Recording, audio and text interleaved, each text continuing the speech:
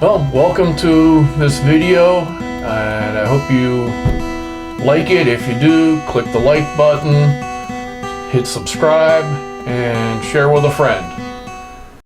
Okay, I want to talk a little bit today about keeping our options open, and the fact that there really is no-cost alternative for almost anything that we want to do. And situations often change, and situations often have unforeseen circumstances. And as far as things there being no-cost alternative, I mean, even if we went back to living in teepees or some similar structure, which is probably the most minimalistic out there, you're still cutting down a few trees and killing a few buffalo or other animals for skins. There is always some sort of cost to our human activities as far as a cost to the environment as a whole. So you have to take that into account. And you know, there's never any utopian thing that just, it never has any kind of a side effect. Some things we see the side effects of more, some things we see the side effects of less.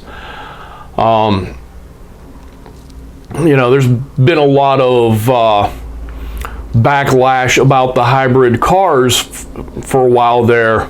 Well, it's kind of died down now, but a few years ago they were going on and on about the environmental destruction where they are mining the minerals to make the batteries for the hybrid cars. You know, often it's hard to get a really undistorted view on things, unfortunately, because especially looking at just the fossil fuel industry, always points out the flaws of any alternatives, making themselves sound totally innocent, and vice versa. Often, you know, pro-alternative energy articles are written as if you know, there is no cost to the environment at all from building solar panels or windmills or hybrid cars or whatever. And everything has a cost, and you have to weigh that cost. You know, I don't want to get into the pluses or minuses of any of these things specifically here, but a lot of times it's hard to sort out, and a lot of times your sources are biased, so you got to read multiple sources and try to put together what are the facts in each one and evaluate them. And these things change over time. Go back to probably the late 1800s. You know, the invention of the internal combustion engine.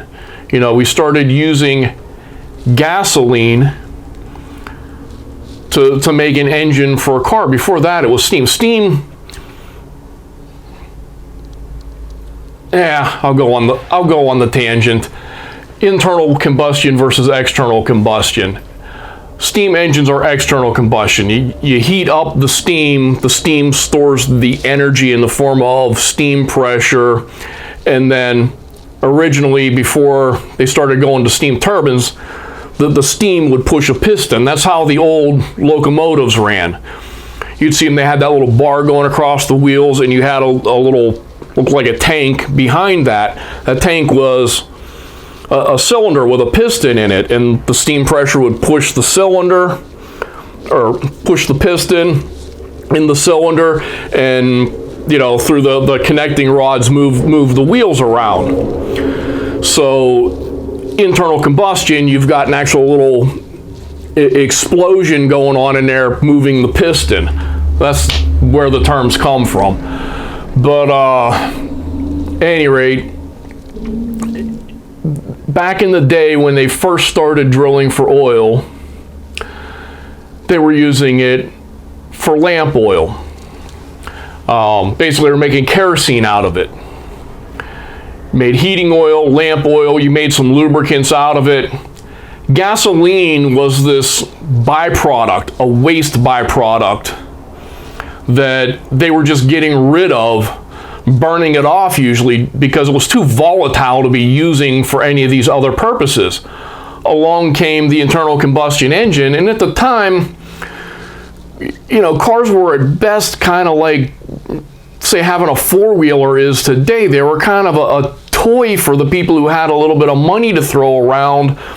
They weren't really considered all that practical. They weren't as reliable as the horse-drawn transportation, and you know, the roads were crappy. Nobody foresaw what the transportation system was going to be like today. So at the time, you can rationalize that was actually a good use of a waste product that, you know, that was a pollutant. They were just burning off and getting nothing out of it. But then fast forward into the future, the system has changed. You know, cars aren't using a waste product of something else. They are the driving user of petroleum. So the whole dynamic changed. So things have to be reevaluated on that point. Even going back farther to the original drilling of oil. You know, people are, you know, up in arms about fracking, and, you know, just conventional oil well drilling itself isn't exactly without its environmental impact, shall we say. But prior to that, one of the main, or probably the main contributor to oil for oil lamps and things like that was whaling.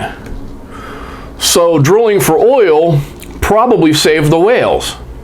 So everything has its pluses and minuses, and the thing is, you've got to keep on reevaluating things because things have unintended consequences. Something that seems like it's the greatest thing and it's going to save the world today, 100 years from now, it might be what people are protesting against because they think it's destroying the world. So you can't walk into a lot of these beliefs as far as what is good or what is bad. It is what it is. You have to choose the lowest cost alternative. Not necessarily lowest cost, just, you know, what's the cheapest for the consumer, because that's another kind of fallacy, because, you know, environmental destruction caused by, you know, oil extraction or whatever, if it's not falling on the consumers in the cost of the product, they are falling on the consumer in the form of tax dollars to clean up the mess afterwards, or they're paying a cost as far as the loss of, you know, the use of the environment that they would have had without that damage. So it's one thing that's real hard to drive home to people. They don't realize that you're paying for it both ways. It's usually cheaper to pay for it up front than the cost of the product. Hold the company responsible, let them pass it on to the consumer, rather than let the company skate and let the consumer have you know, a cheaper product, and then, you know, after there's a major issue, people have to go back and clean it up later at a much higher cost. And a lot of times, you know, some of the damage isn't really as reversible. So, but enough of that tangent. But you know, we always have to be looking for the unintended consequences. Another thing that was in the news a few years back was the thought of basically running things on alcohol or biomass. And the alcohol, a lot of it, they were talking about, you could put it into our existing production system. You know, take corn, for example. You take a crop like corn that is being raised to feed livestock, and you take it and you ferment it and you get alcohol out of it, and the leftover mash can still be used as food for the livestock. It's actually, in some way, it loses some carbohydrates, but in other ways it is more nutritious because of nutrition added by the yeast.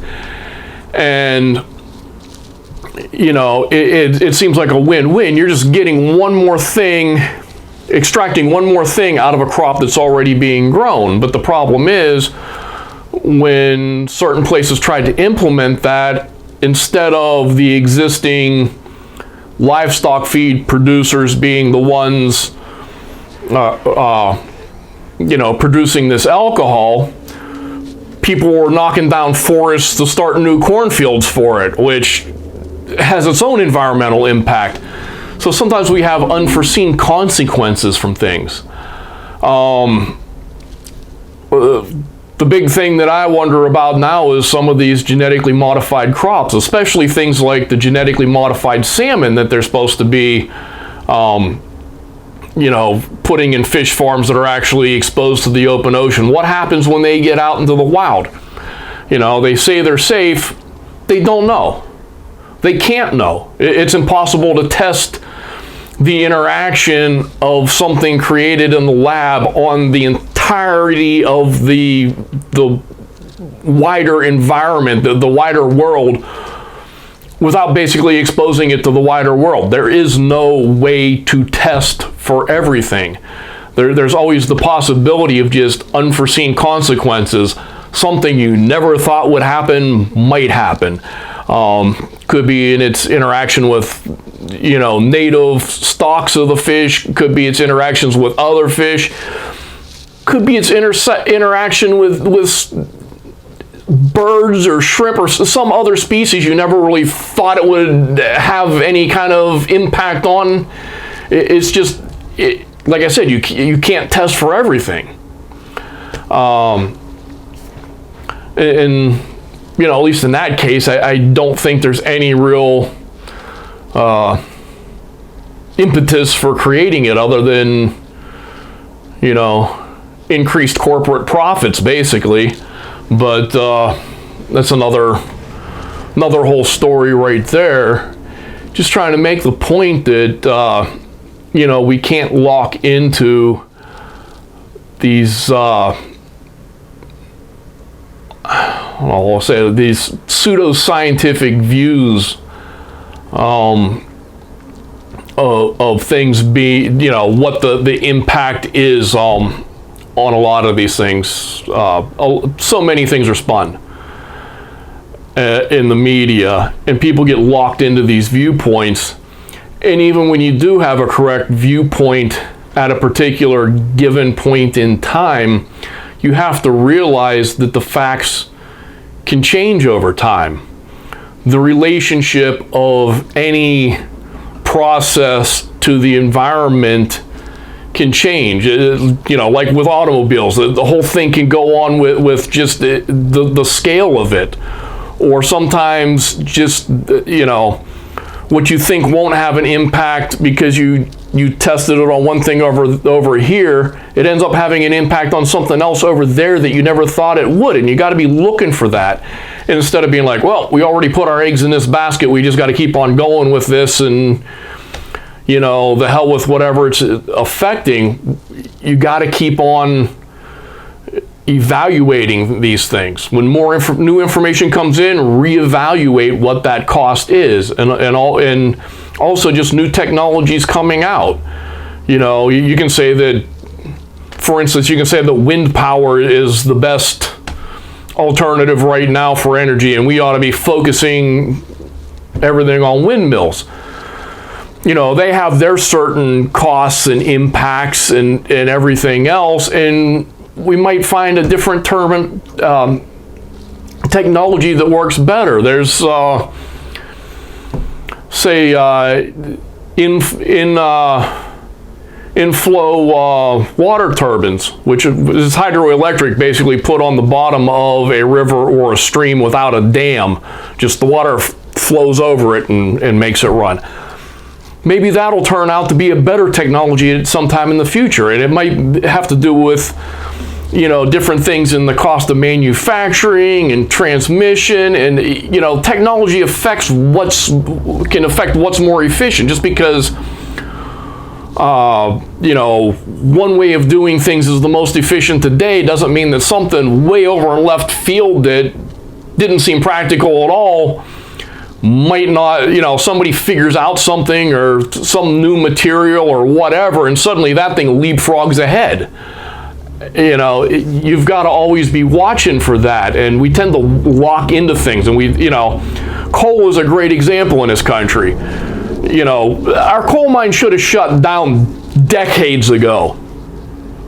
We've been nursing along an industry that was on its way out, and we should have replaced those jobs with something else so the economy didn't collapse in certain rural areas that depend on coal mining.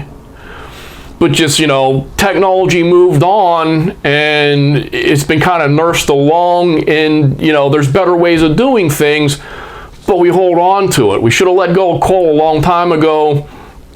Right now, we should be phasing out, basically, for lack of a better way of putting it, like diesel fuel, heating oil, your heavier petroleum products should be phasing out. I'm not talking about transportation, but I'm talking as far as like power plants or running ships or things like that, and even locomotives. We should be on natural gas right now at this point in time. If we would have been more flexible with always looking at the best alternative. And like I said, this applies to a broad range of things, but energy is sort of an easier topic to use for an example. But I mean, we should be on natural gas right now. Right now, everything should be on natural gas and slowly phasing into renewables. Nuclear, I think the Cold War and weaponizing things has a lot to do with why we went into nuclear as far as we did. I can do a whole thing on that separately, and I'd like to make sure I've got all my research lined up and everything before I go into too much depth on that. But basically, it's cost effective in the short run, but not in the long run. In the long run, the waste you generate, the cost of dealing with it slowly accumulates over time. And you're talking things that, you've got things, in a lot of cases in this country, the waste is basically being babysat somewhere instead of permanently disposed of. It's like temporarily put somewhere where we keep an eye on it. And the thing is, a lot of these things have to have somebody keeping an eye on them for thousands of years. Eventually, the cost of keeping an eye on it is going to exceed the profit that you made off of it. That's just part of the problem. And also with the safety, every time they say everything's perfectly safe, something else happens. And then it's, well, everything we've built since then has that problem solved. Well, you're just, the day before Fukushima, everybody thought everything was great. The day before 3 Mile Island, everybody thought everything was great. After that thing, we don't build them like that anymore. We do it a different way. And the thing is, the more nuclear reactors proliferate, the more your odds of an accident go up. And the fact that they do so much damage, when something does go wrong, that's part of the problem. It's a cost-benefit thing. I mean, I've worked on a nuclear ship when I was in the Navy. I'm not, I don't think I'm unduly scared of it or biased about it. I've been around it, but I digress. But just to focus back on what I was originally trying to say here, the main message is, everything has a cost, and you have to weigh that cost, and you have to continue to weigh that cost, because the situation is constantly changing. Your options are changing, and your situation with any particular solution is always changing. There are unforeseen circumstances that happen, and you've got to just keep on evaluating and keep on going for that lowest cost option on basically everything we do. So we'll end it there. Well, I hope you found that video informative. Hopefully it made you think, and please click the like button and subscribe if you haven't done that already, and check out the video that should be appearing somewhere around me here, and I hope to see you on the next one. Thanks.